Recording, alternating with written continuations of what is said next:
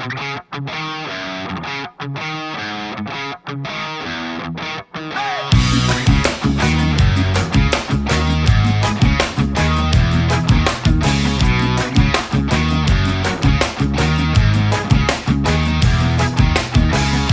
alright to tell me what you think about me.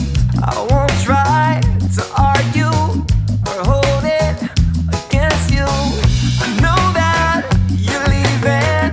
You must have your reasons. The season is calling. The pictures are falling down. Well, I guess this would be like update number 3 for the Hummer. So a couple things I've done lately.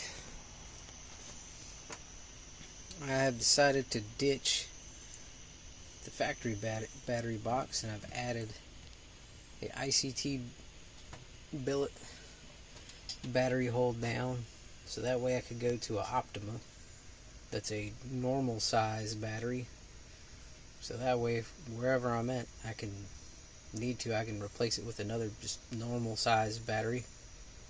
I had to take the camshaft cover off because it was leaking, and well, I did that, did a whole bunch of things, cleaned out the whole intake, cleaned out all underneath when I had the cam cover off, cleaned out the throttle body. Let's see what else I do. Cleaned out under the camshaft cover. I'll throw a picture in there of that.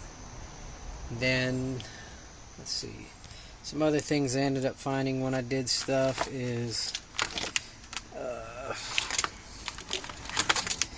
I ended up having to put a brand new fan clutch and water pump on there, new tensioner, new belt. Let's see, and then another thing I did for sure was down here when I had the intake off, I did all the O-rings for the fuel injectors, because getting that intake off is not the easiest thing, because when you take the intake off, you got to take the battery box out of the way. Let's see what else you had to do. You had to disconnect these guys over there off the intake. The other silly crap you had to do was come over here to the side, take the tire off, then you had to take your whole freaking wheel liner out,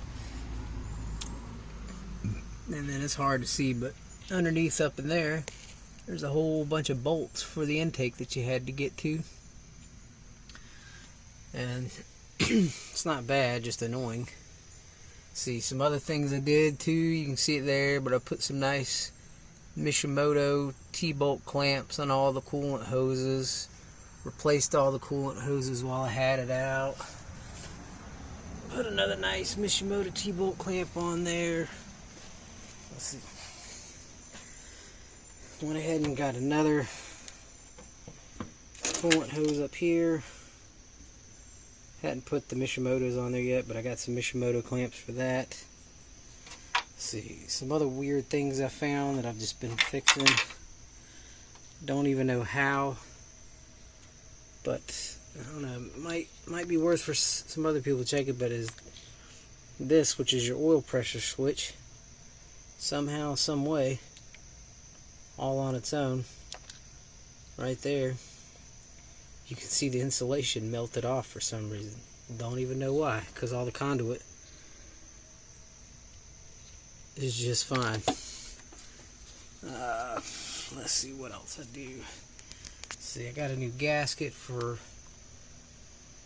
the map sensor. I took the exhaust manifold off because it has decided to crack right here on number 5.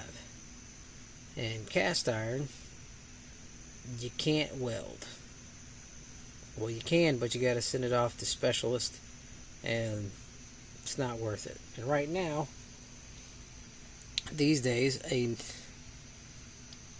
cheapest cast manifold you get with the converter in it even from Rock Auto with your shipping, you're looking at $300 for that thing.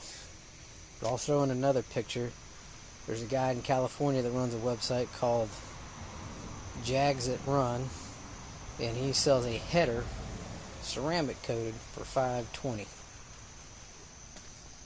But here's the other side. I've been cleaning everything up too while I've been taking things off, but I don't know about everybody else. You can kind of see it back there. One of the head studs broke off number 5 back there, the lower one. So I've got to drill that sucker out, but other than that, the other day, all the other bolts came out freaking just fine.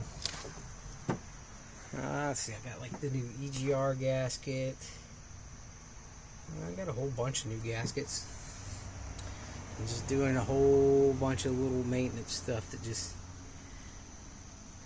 needs to be done on it. But I guess that's it for now. Hopefully here soon in the next, by the end of July, hopefully I can have this sucker running again. But I guess that's it for now.